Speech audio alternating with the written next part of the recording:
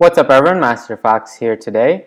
As all of you may know, the game in the past, and nowadays especially, can be rather expensive. Very expensive indeed. But truth be told, it doesn't have to be that way. In my opinion, the current time is actually one of the best golden eras in the entire game's history to get a dirt cheap budget deck that's actually playable and semi-competitive. And trust me, I've been playing this game for a long time. Also of note, I'm slightly favoring some more obscure decks for this list, as I'm saving some decks for a different top 10, maybe over budget lists in the future.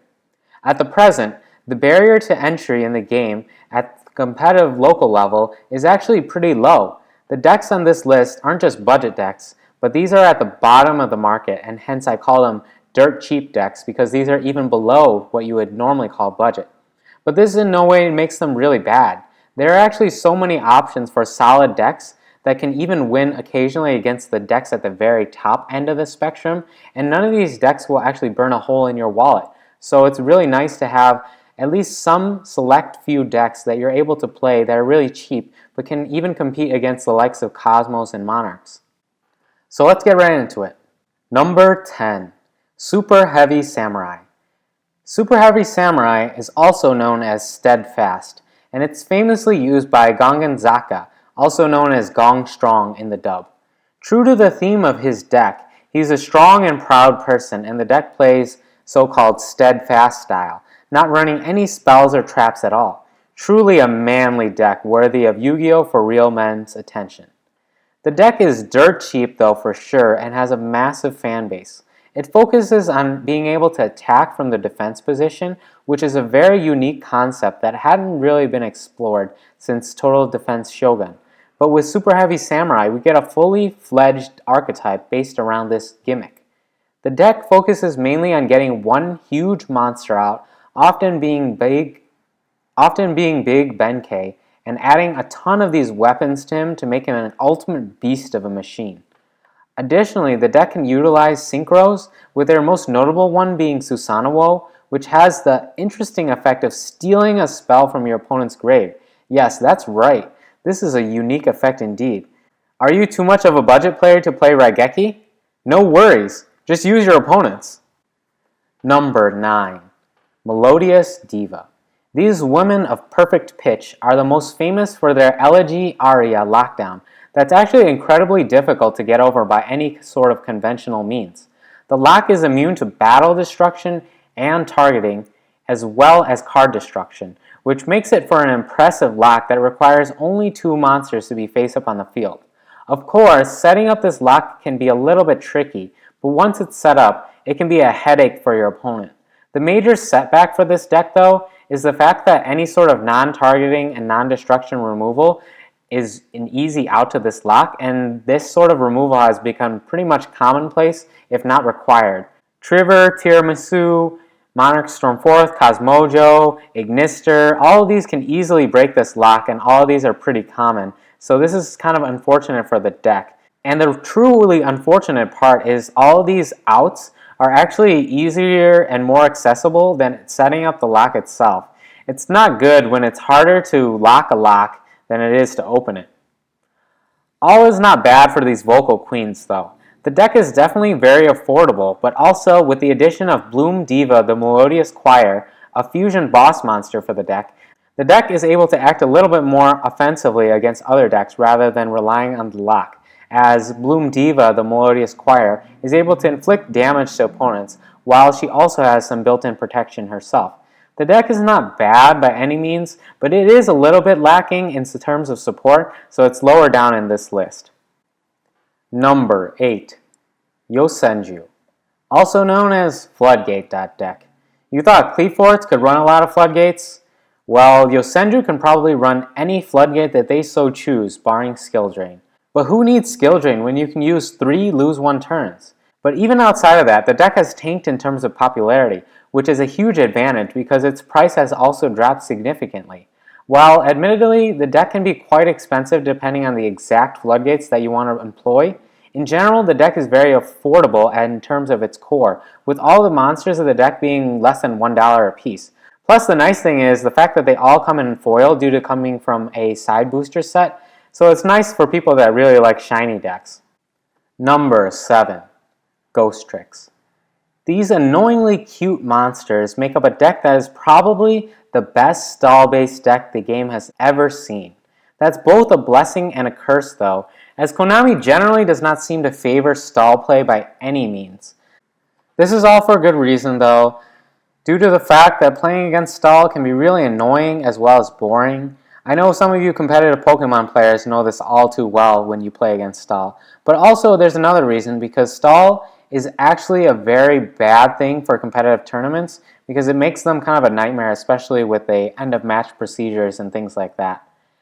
This deck technically does have a win condition with So Cute Boss, but she's more of a figurehead than anything. You'd be better off taking Wave Motion Cannon or Final Countdown, but overall this deck is still one of the gems in terms of dirt cheap decks that are actually viable. Number 6. Baby Raccoons. Following our cute theme, we have these nocturnal animals that few understand until they face down some terrifyingly strong tokens. Oh, and did I mention Obedience Schooled?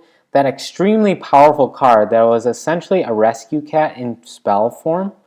People expected that card to be broken on release, which it theoretically was, but it didn't amount to much. But it's still an amazing support card for Raccoons, which are actually a versatile deck that can actually pose a threat to decks today. Don't forget that this deck can make things like Naturia Beast and Naturia Barkian, both of which are able to shut down tons of decks. These little critters should definitely not be counted out. Number 5. Geargia. Despite having a depressing structure deck release, that's not all bad news for Geargia. The fact that the structure deck literally has no good staple spell or trap reprints means that it's actually dirt cheap. Literally.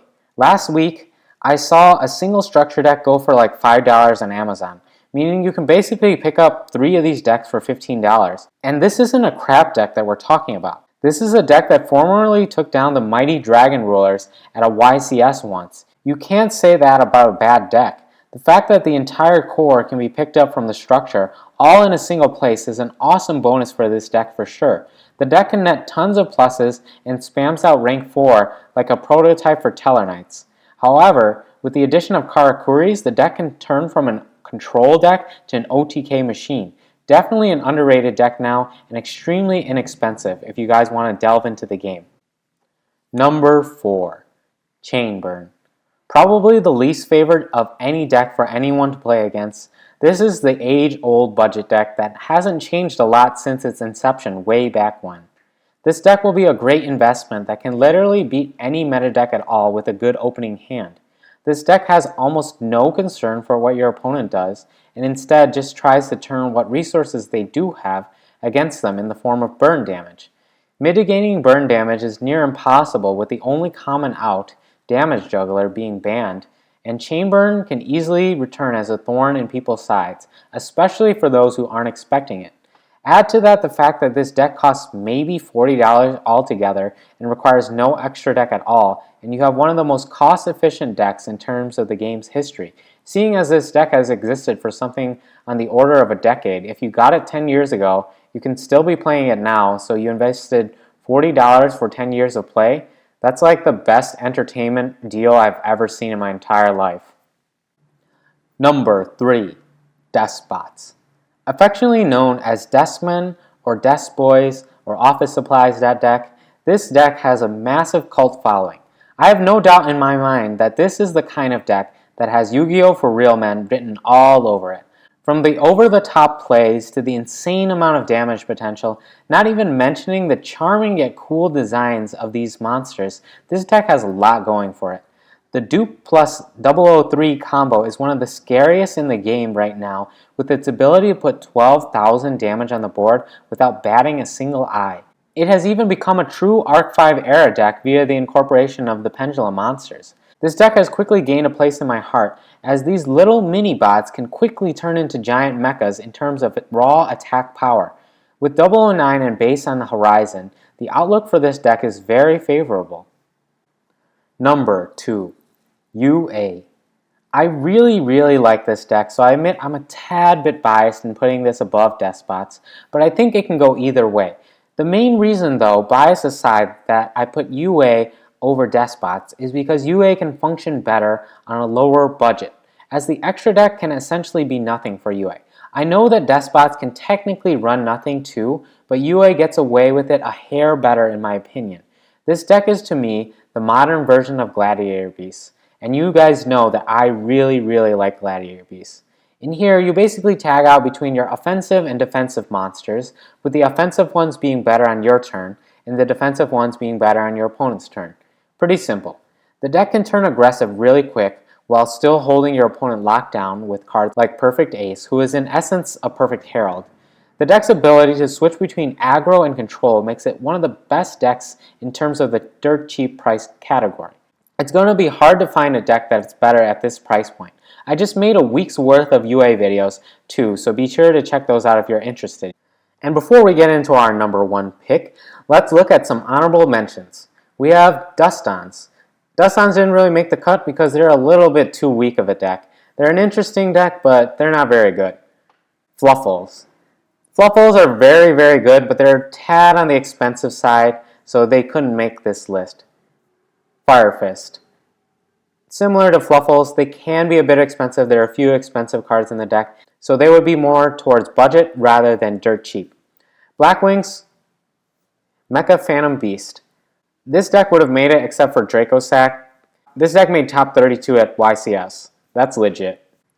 And for our number one pick, we have Cosmo. Wait, what? Just kidding. It's actually Kaiju Gradle. It's the other TCG exclusive deck, Kaiju Gradle. Fusing the mind control aliens from outer space with the ferocious monsters coming out of Japanese cinema, we have a melodious fusion, and we have a deck that tops the list as the number one dirt cheap deck. Sure, there are probably decks that are a little bit more cost efficient than Kaiju Gradle, but this takes the cake simply because of the awesome ability of the Kaijus to laugh and shrug off any sort of invincible boss monster.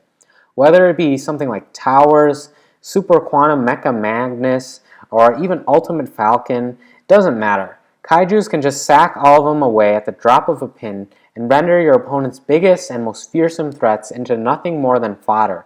This is what places this deck at the top of the list. Add to that the threat of the Gradles taking your Kaijus back, or worst of all, taking your opponent's powerful monsters to use against them, and you have a deck with the word annoying strewn all over it. And the best part of this deck is basically every single card that you need in this deck is common, barring some of the trap cards, but even then they're very cheap. Some of the extra deck monsters, like the Gradle Dragon, can be a little bit more expensive, but even then they're not entirely necessary and they're not that expensive. Overall, I feel like this deck forms a very nice fusion between two archetypes, is very unique, and is pretty much dirt cheap and probably one of the best dirt cheap decks that you can get this format. So that's pretty much it for this video. You guys agree with my picks for the top 10 dirt cheap decks? Were there any that I may have missed? Leave all those in the comment section below. Give this video a thumbs up, and I will see you guys in my next video. Thank you.